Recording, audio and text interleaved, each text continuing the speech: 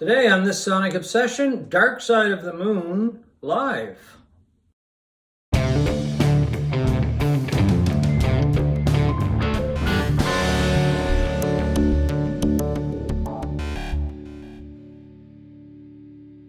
Hi folks, I'm John Whidden, and right over here is Steve McLeod, and welcome to this Sonic Obsession. Today, continuing our look and our listen, rather, to Dark Side of the Moon. A little while ago, we talked about the 50th anniversary of the album coming out. Today, we're going to look at and listen to, well, we've listened to it, the live version of Dark Side that just came out in a humongous box set celebrating the 50th anniversary of the Dark Side of the Moon. And this is it. It is from a string of shows, Pink Floyd did at Wembley in London in 1974. November of 1974. Yeah, right? We're not quite sure of the date of this show, or if it's a combination of tracks from the four different shows. It must be, if they're not putting a single date on it. Probably pick the pick of the litter kind of thing, right? We should say that that is available separately from the box set. You can buy it separately. You don't have to buy the box to get the live version. Right. Everything else is... Here's the hype sticker, if you want to have a little boo with that. Everything else is in the box set so far, at least. There's been no... I don't think there's been a remastered version of the original album put out. Well, that brings us to an interesting point. We were talking about this earlier, and there are how many different versions of Dark Side of the Moon out there? Was it 1,200? According to Discogs, there are over 1,200 versions of Dark Side of the Moon, and that includes cassettes, 8-tracks, CDs, vinyl, probably a few pirated versions in there as well. Yeah, I mean, and we don't know how many of those are remastered or whatever, right? There's just... there's a whole bunch of them, let's put it that way. Yeah, well, I just looked at it quickly, and there must have been 200 from 1973 alone, the year it originally came out. So, I mean, it just shows you the grip, the hold that album has had, on people since it was released back then. It was a landmark album and one of the greatest albums of all time. Yeah, I mean, so does the world really need another version of it? Oh, John, of course they do. Well, why not, right? They needed an Atmos stereo mix. They needed an DVD audio, DVD Blu-ray. I don't know. It's crazy. Plus just a good old-fashioned CD. And this is in you would think that's in there somewhere. The humongous box set that has just come out.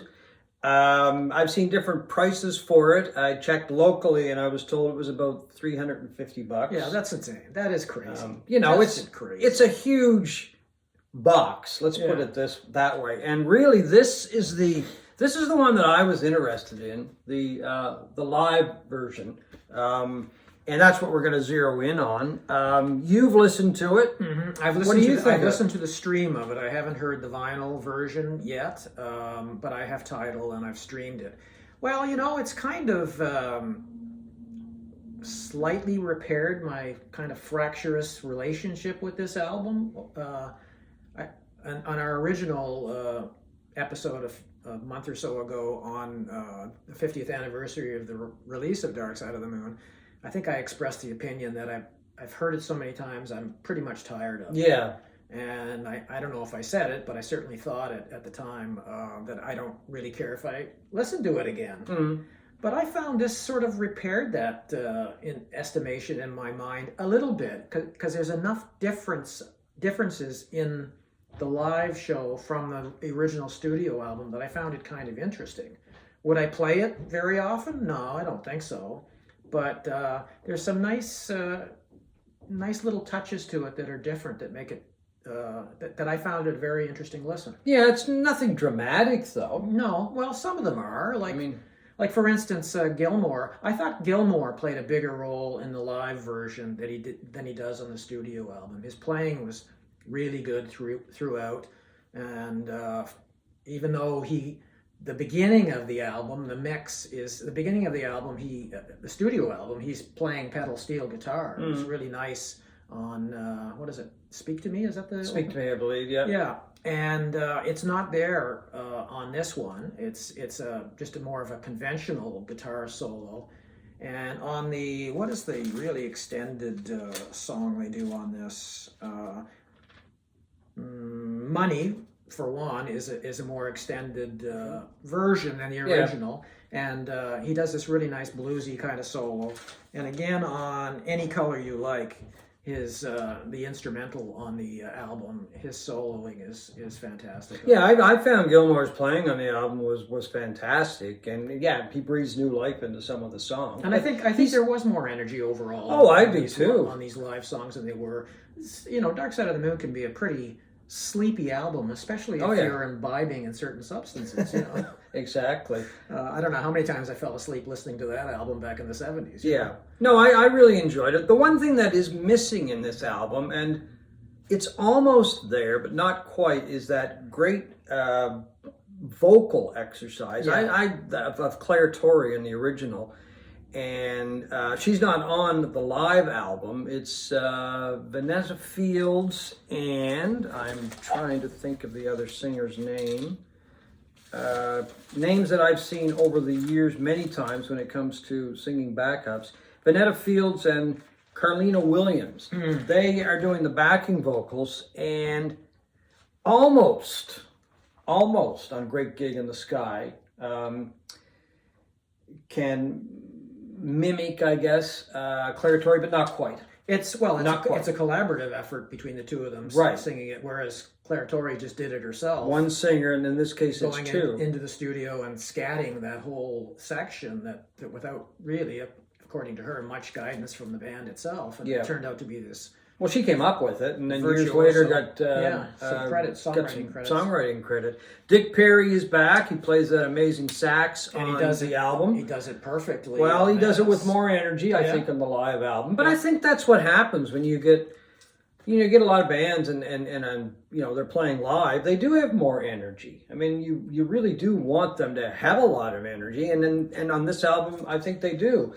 Nick Kent, in the New Musical Express many years ago, did not think that way. It's kind of taken on he did a review in New Musical Express, and he went to the shows on November 14th and 15th. I'm just going to read a couple of things that he said. Facile, soulless music that would be touted as fine art in Orwell's version of 1984. He just ripped the performance apart. He said Mason and Waters are perhaps the dullest I've ever witnessed fill a large auditorium, as a rhythm section, of course. Waters is not a very imaginative bass player and doesn't improve things by incorporating a tone akin to the dull, atonal thud one gets when hitting the strings of a piano with a rubber hammer. And Gilmour, he says, although an adequate guitarist, projects little personality in his playing, well dosed in his solos, are in the blues guitar school traditions. I totally disagree with him, because Dave Gilmour, to me, has one of the most unique sounds when it comes to guitar playing I've ever heard. He's immediately recognizable. He's put his stamp on modern music with that sound that he's able to get out of a guitar. And it's Dave Gilmour's sound, nobody else's. Yeah, no, my favorite quote from that review was, bereft of true creative ideas, one wonders if they really care about their music anymore. Yeah, and this was 1974. I mean, there was nothing like Dark Side of the Moon before that album came out. No. Not even Pink Floyd music sounded like Dark Side of the Moon. Yeah. I mean, Nick Kent, he's an excellent writer, and his stuff is very amusing. But it's amusing though. That's the key word. He was like Lester Bangs. He was part of the music scene almost as much as the bands were in terms of their writing, their creativity, and their ability to infuriate and. Yeah. Well, sometimes I think that's what they were up to. They just wanted to. Anyway, he also took a swipe at Dave Gilmour's hair, calling it greasy. Gilmour, in a sense, I guess, had maybe the last word. He said, because when I'm standing there, meaning on stage, I'm conscious of trying to give the most I can, and I don't need clean hair for that. I think he had the last laugh in a lot of ways. I mean, how many albums did that sell? At least 40 million so far? Oh, yeah. It's considered one of the greatest albums of all time. just some of the interesting mix things on "Speak to Me." That's the song that. No, that's not the song I'm thinking of. "On the Run." It's the second song on Dark Side of the Moon that sounds like cars, synthesized cars. You know, they're panning. The sound of them speeding by, it almost sounds like a car speeding. Yeah. And the effects pan from left to right across. You know, the whooshing of the synthesizers and that. I thought that was really interesting on this album because it wasn't just playing a tape of that from the original album. There were newer things. Maybe it was a tape, but it wasn't the exact same mix. There were things going on in there that I thought, well, they were different from the studio album. And stuff like that I found really intriguing. Well, I found with the effects, I thought they replicated the effects, a lot of the effects from the original album in the live performance. Yeah. During the live performance, which really surprised me because let's remember, this is 1974, and I mean, technology, you know, wasn't as advanced as it is today.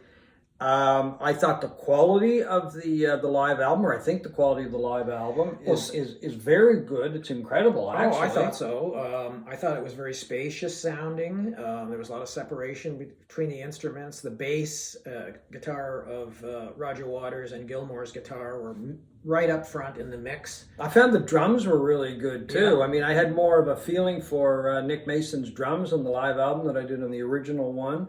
Had more of an oomph, I guess it was. I just found overall the live album replicated the studio album very well. They didn't take a lot of chances. They didn't change a lot of things. They spiced it up quite a bit. And I just think it's a very good version of the studio album. Well, I think if you're one of those people, and there are people like that out there that want their bands live to create exactly the studio album note for note, I think you'd be disappointed because I don't find it like that at all. Some of the songs are exactly like the studio versions. I think Us and Them is pretty, but you know, the things in the mix, like a lot of the audio recordings of the voices, these people that were interviewed. Well, those are very dominant in some cases on the live album. Yes, yeah, and there's different ones. Yeah, different ones than the ones that appear on the studio album. So, yeah, I thought it sounded amazingly good. If anybody has been lucky enough to see Pink Floyd live, I'm lucky enough to have seen them live once. Their attention to detail in sound and making the concert experience sound as well as it could. The time I saw them, it was surround sound. There was effects coming from behind you and all around you. And we had about the worst seats you could have in Exhibition Stadium in Toronto, almost the worst seats in the place. And it sounded like you were sitting in front of God's stereo. Well, I saw Roger Waters a few years ago in Norway, and we had very good seats. And it was just an amazing concert. Not only the sound, but the effects. And everything just kind of worked together. And I mean, there was he incorporated film into it as well. The pigs were flying around, which was kind of cool. And, you know, I got to mention that Waters, during that concert, he performed quite a few tunes from Dark Side of the Moon. And he still does. I checked the other day, he played in Madrid, and I think there were 3 or 4 songs from Dark Side of the Moon that he is doing live. Apparently he's doing them regularly. Well, exactly, yeah. So anyway, it's an album that, it continues to live, I guess, because he's doing it. I'm hoping Dave Gilmour will tour sometime soon because I really want to see him live. And I'm kind of interested to see how many tunes he would do from Dark Side, and of course how many Pink Floyd songs he would do. Probably quite a few. Once you get down to your last 100 million, you might have to go back on the road again. You know, that's kind of the way it is in music now. Yeah, but it's a nice companion piece. Well, that's exactly what it is. That's how I look at it. It's not earth-shattering. No. It's not going to. It's probably not going to be the dominant listen of your Dark Side albums, but no, but it's a very good listen, and you know, well worth picking up. But anyway, I kind of liked the cover art too. Because whereas the original, which you have there, is very dark, this one is very light. And it's almost like they are sketches that they were using to design. I think that's what it is. Yeah. You can see the eraser marks on it. Right, which is kind of cool. Yeah, it is cool. And it was done by Hypnosis. And this is the 2003 edition that came out on the 30th anniversary of Dark Side, and it was mastered by Doug Sachs and cut by Kevin Gray. And you got a couple of posters with it as well. I don't know if you can see this or not. Is that upside down? No, or that's that's good. right? Okay. That's it. That's kind of a cool poster. And it's got the dates of the shows. And here's another one. Hold that one up too. So anyway, folks, that is our look and our comments about Pink Floyd, Dark Side of the Moon, live from Wembley, recorded in 1974. So that is for today, this Sonic Obsession. Thanks for watching.